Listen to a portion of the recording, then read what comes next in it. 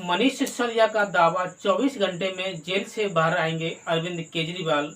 आज मनीष सिसोदिया जो बहुत समय से जेल में थे, बाहर आते ही उन्होंने बीजेपी पर हमला कर दिया।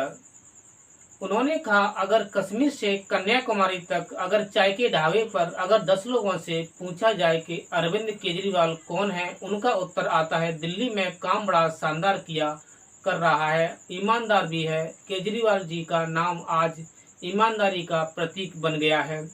सिसोदिया जी ने कहा, बीजेपी इतनी बड़ी पार्टी होने पर किसी भी राज्य में कोई उदाहरण नहीं पेश कर पाई है। केजरीवाल जी के लिए जनता के दिल के दरवाजे खुले हुए हैं।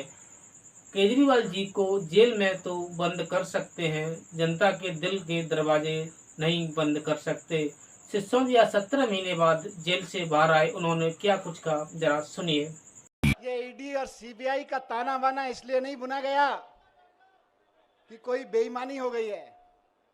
ये ईडी और सीबीआई का ताना बाना इसलिए बुना गया है कि कश्मीर से कन्याकुमारी तक किसी चाय के ढाबे पे भी रुके हुए 10 लोगों से बात करोगे कि केजरीवाल कौन है जानते हो, बोले यार वो दिल्ली में काम बड़ा शानदार कर रहा है, और काम तो कर ही रहा है, ईमानदारी से कर रहा है। केजरीवाल जी का नाम आज ईमानदारी का प्रतीक बन गया पूरे देश में। और भारतीय जनता पार्टी इतनी अपने आप को कहते हैं दुनिया की सबसे बड़ी पार्टी होने के बावजूद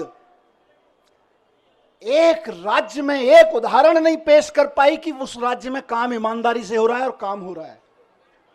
उस छवि को बिगाड़ने के लिए ये सारा षड्यंत्र, सारे कुचक्र रचे जा रहे हैं, उस अरविंद केजरीवाल जी की ईमानदारी की छवि को बिगाड़ने के लिए। लेकिन जनता जानती है, जनता के दिल के दरवाजे खुले हुए हैं। आप जेल के दरवाजे बंद कर सकते हो, लेकिन जनता के दिल के दरवाजे बंद नहीं कर सकते। जनता के दिलों में आज भी वही नारा गूंज रहा है पिछले 10 साल से। बताइए क्या? भ्रष्टाचार का एक ही काल, भ्रष्टाचार का एक ही काल। और जिनका जिक्र अभी संजय भाई ने किया कि इधर उधर जितने भ्रष्टाचारी थे सबको इकट्ठा करके भारतीय जनता पार्टी बना ली और भारतीय जनता पार्टी बड़ी पार्टी कर ली, उनको भी कहना चाहता हूं कि आपका काल अभी जेल में है, लेकिन ज्यादा दिन तक जेल में नहीं रख पाओगे, आपका काल बाहर आएगा। 17 महीने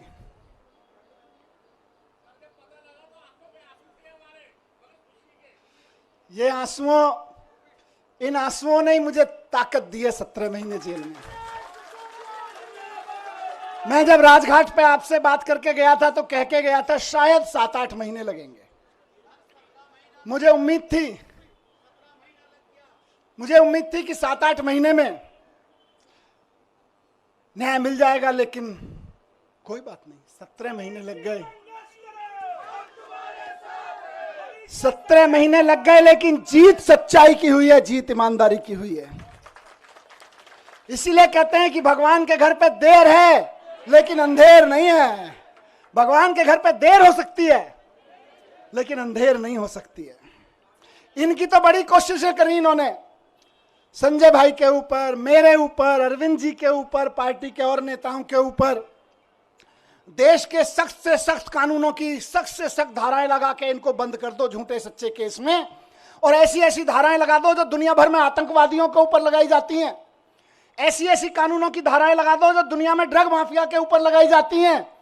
ऐसी ऐसी धाराएं लगा के इन्होंने सोचा इनको जेल में बंद कर दो, तो जैसे आतंकवादी को जेल में डाल देते हैं तो सड़ता रहता है, जैसे ड्रग माफिया को जेल में डालते हैं तो दुनिया में सड़ता रहता है। इन्हें लगा अरविंद केजरीवाल, मनीष सिसोदिया और संजय सिंह को भी जेल में डालेंगे तो सड़ जाएंगे। लेकिन आपके आंसुओं की कीमत है ये, आपके आंसुओं की ताकत है ये कि जेल के ताले भी पिघल जाते हैं।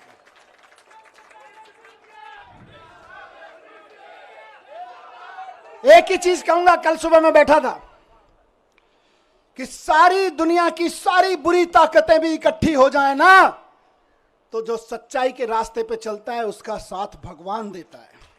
बाबा साहब ने 75 साल पहले, करीब 75 साल पहले अंदाजा लगा लिया था कि कभी कभी ऐसा भी होगा, हम लोकतंत्र का संविधान बना रहे हैं, लेकिन कभी कभी ऐसा भी होगा कि इस देश में तानाशाही ताकतें आके आतंकवादियों और ड्रग माफियाओं पर लगाए जाने वाले कानून को आम आदमी के ऊपर लगाएंगे, व्यापारियों के ऊपर लगाएंगे, विपक्षियों के ऊपर लगाएंगे, तो उस वक्त उन व्यापारियों को, उन आम आदमियों को, उन विपक्षियों को कौन बचाएगा? तो बाबा साहब ने पहले ही लाइन जोड़ दी थी, संविधान बचाएगा। यही भगवान की कृपा है। कौन बचाएगा उनको जब तानाशाह सरकार अपना जुल्म करेगी, एजेंसियों का दुरुपयोग, कानूनों का दुरुपयोग करेगी, जेलों का दुरुपयोग करेगी, तो कौन बचाएगा? 75 साल पहले उस महान शख्सियत ने लिख दिया था कि मैं ऐसा संविधान दे रहा हूं कि तुमको संविधान बचाएगा। अब तो दुश्मन भी इस बात को मानने लगा है कि यार इन आम आदमी पार्टी वालों में कुछ तो मिट्टी है, जो 17 महीने 6 महीने जेल में रह जाते हैं इनके नेता, उसके बावजूद ना झुकते हैं ना टूटते हैं। किसी मिट्टी के तो बने हैं, ये उस मिट्टी के बने हैं।